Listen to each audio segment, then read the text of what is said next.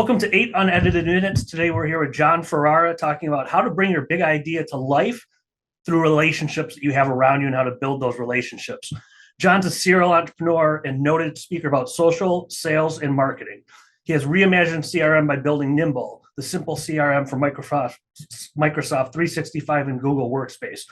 Ferrara is best known as the co-founder of Goldmine Software Company, one of the early pioneers in customer relationship management, or CRM, for small to medium-sized businesses. He has been recognized by Forbes as one of the top 10 social CEOs, top 10 social salespeople in the world, and top 100 marketing influencers. That was a mouthful. Thank you for being here, John. I appreciate it. Hey, Mark, I definitely have to edit that down, right? I said I'd get it in, and I did.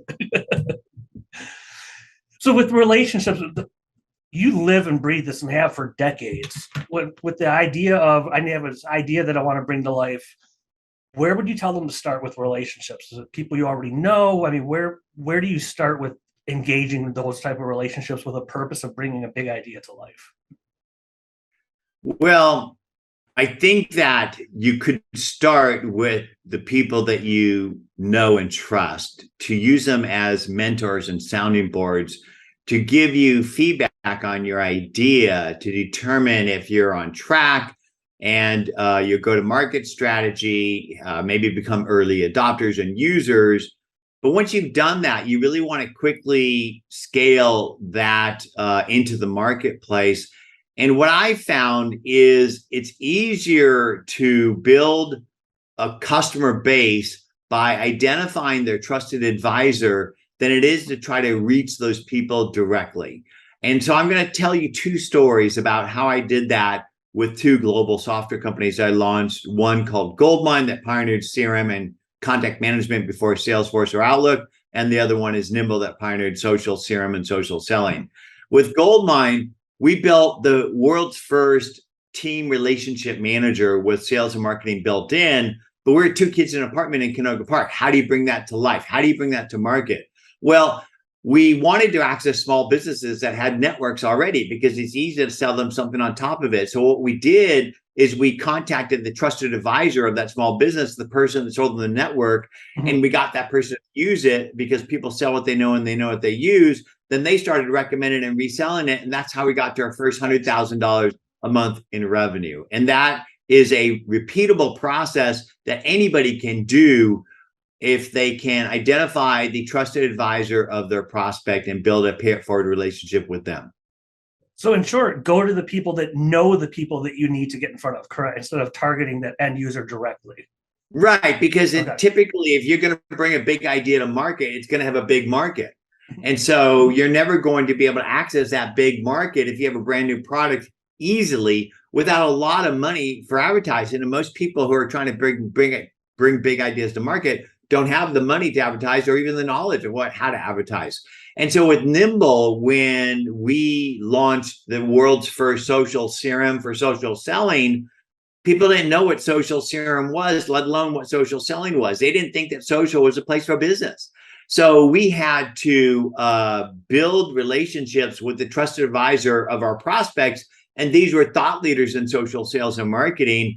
And the way we identified them was we swam in the social river and started to identify people and content that resonated in and around the promise of our products and services, and then share those people's content, hashtagging the category and attributing the name. And what that did is it built eyeballs and traffic and conversations with people interested in being better, smarter, faster at social sales and marketing, with the audience of the influencer, and more importantly, the influencer themselves, who we then reeled in for a conversation, not to try to sell them something, but to understand who they are and find a way to pay them forward and to build a relationship to turn them into an early adopter and ultimately a storyteller for Nimble.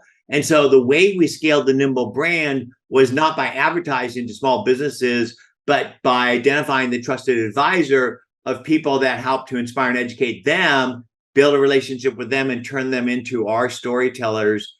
And there's a lot of similarities between Goldmine and Nimble in the fact that we brought two global technology companies to market with zero advertising solely on building pay-it-forward relationships with the trusted advisor of our prospects.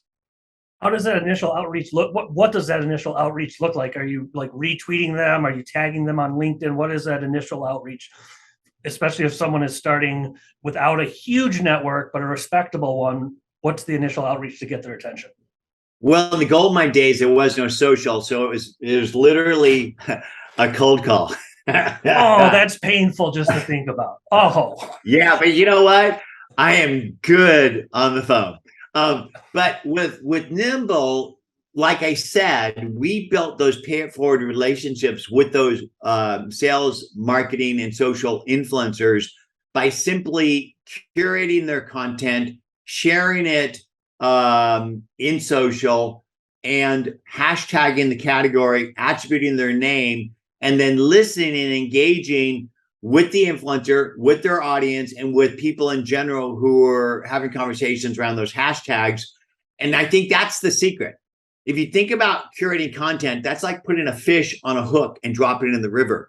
But it doesn't do any good unless you feel the pull when the nibble happens and reel them in, not with the intent to bag and tag and sell them, but with the intent to find ways to add value to their journey. Because like Zig Ziglar said, the more you help other people grow, the more you will grow. And so I think the secret to our success with building relationships with influencers is that we did our homework before the conversation.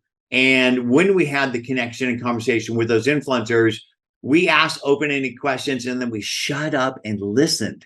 Because if you listen to people, you'll learn exactly how you can find ways to add value. And you know what, Mark? People love to be heard.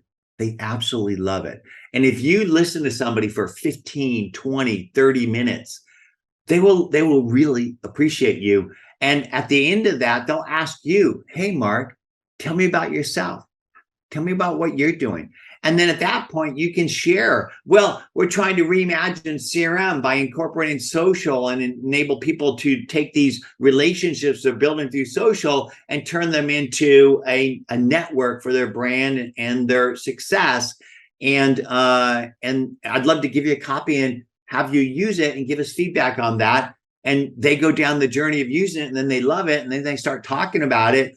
And it's really simple to do. But if you do what I said to do, which is curate content from influencers in and around the areas of promise of your products and services, listen and engage with those influencers in order to build pay-it-forward relationships, you're going to have thousands of business connections and you're going to need a system to manage it. And I hope you check out Nimble if you do that. That is a beautiful way to close. And that's nimble.com.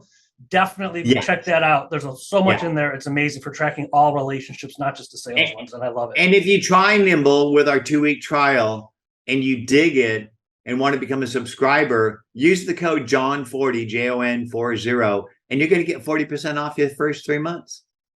Awesome, John. Thanks again for the time. I appreciate it. Thank you, Mark.